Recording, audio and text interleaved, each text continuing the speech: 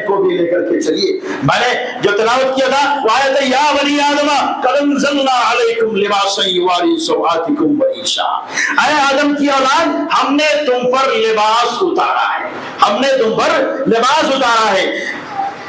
لباس کا کام کیا ہے؟ لباس آپ کے تن کو ڈھانپے گا اور آپ کو زینت بخشے گا. لباس پہن کر آپ اچھے لگو گے, آپ اچھے لگو گے. اگر لباس پہن کر آپ ننگے ہو تو لباس پہننا جائز نہیں ہے. ایک صاحب نے کہا ہمارے ساتھ گھوم رہے تھے, ان کو دیکھ کر کہا رہے آپ پینٹ شرٹ پہن کے کہاں جا رہے ہیں, پینٹ شرٹ کیوں پہنے ہوئے ہیں؟ میں نے کہا بھائی لباس کے لیے اسلام میں کوئی تعین نہیں کہ آپ کیا پہنو, بس اتنی سی بات ہے, 2 شرائط کے ساتھ لباس ہے جو بدن کو ڈھانپے, اچھا لگے, بس اتنا ہی کافی ہے. پینٹ شرٹ کوئی پہنتا ہے تو آپ اس پر انگلی مت اٹھاؤ. ہاں اگر پینٹ پہننے سے یا شرٹ پہننے سے اگر بے پردگی ہو رہی ہے تو اس کو بولو ایسا پینٹ پہنو اور ایسا شرٹ پہنو کہ جس سے بے پردگی نہ ہو, بے پردگی نہ ہو, وہ لباس پہنو, وہ ضروری ہے. آج کل جو پینٹ لوگ پہنتے ہیں نا, جینس والا پینٹ اوپر چڑھاتے ہیں جو ناف سے اوپر چڑھاتا ہی نہیں ہے, اور بیٹھ جائے تو پیچھے سے سب کچھ نظر آتا ہے, نماز پڑھنے کے لیے جھک جائیں تو نظر آتا ہے. یہ سب چیزیں ایسے لباس جائز نہیں ہے, ایسے لباس جائز نہیں ہے. میں گزارش کرتا ہوں کہ ایسے لباس پہننے سے اپنے آپ کو بچاؤ.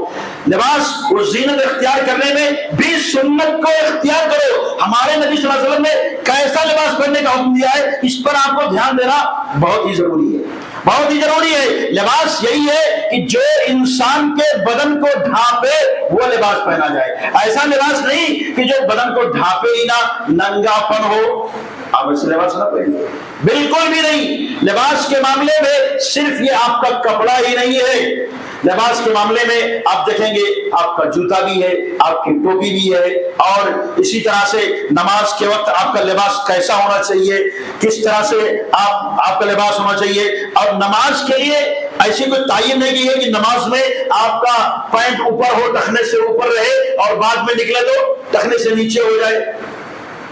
یہ چیزیں درست نہیں ہے. لباس جو نماز سے پہلے درست ہے وہی نماز کے بعد بھی.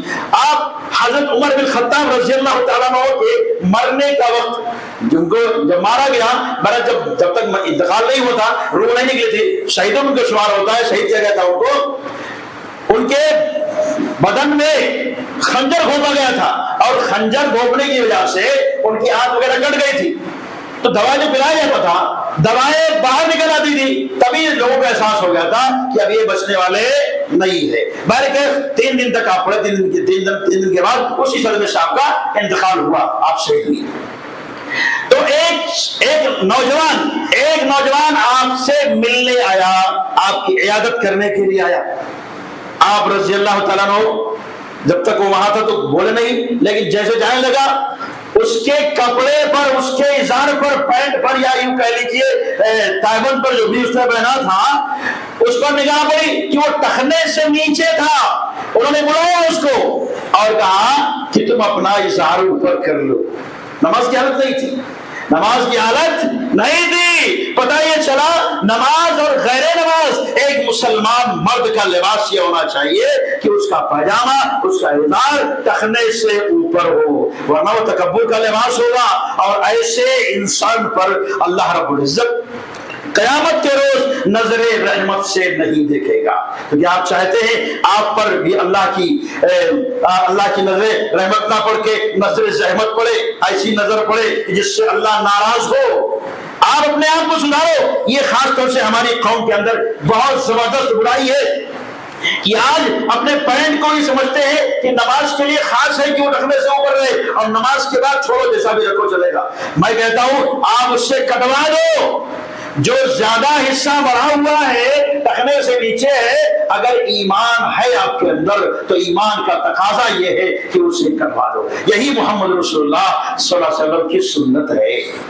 اگر آپ سنت کے پیروکار ہو, اگر آپ اللہ سے محبت رکھتے ہو, اگر آپ نبی سے محبت رکھتے ہو, تو محبت کا تقاضا ہی یہی ہے کہ آپ سنت کی پیروی کرنے کے لیے اپنا پینٹ, اپنا پاجامہ, اپنا ازار ٹخنے سے اوپر رکھو. یہ بہت ہی ضروری ہے. یہ مردوں کے لباس ہے, لیکن عورتوں کا لباس کیا ہے؟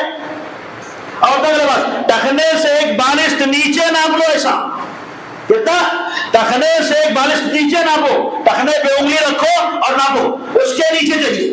کپڑا کتنا چاہیے؟ اس کے نیچے چاہیے۔ بعض صحابیات نے پوچھا تھا، کہا تھا اگر ہمارے کپڑے اتنے لمبے ہوں گے تو راستے میں کیا ہوگا؟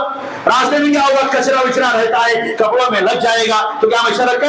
آپ صلی اللہ علیہ وسلم نے فرمایا کوئی بات نہیں ہے، کچرے میں کچرا لگتا ہے چلے گا، کوئی بات نہیں ہے، لیکن جب تم کچرے والی جگہ کو چھوڑو گی اور پاک صاف جگہ میں جاؤ گی تو اس کا حکم پاک ہو جائے گا۔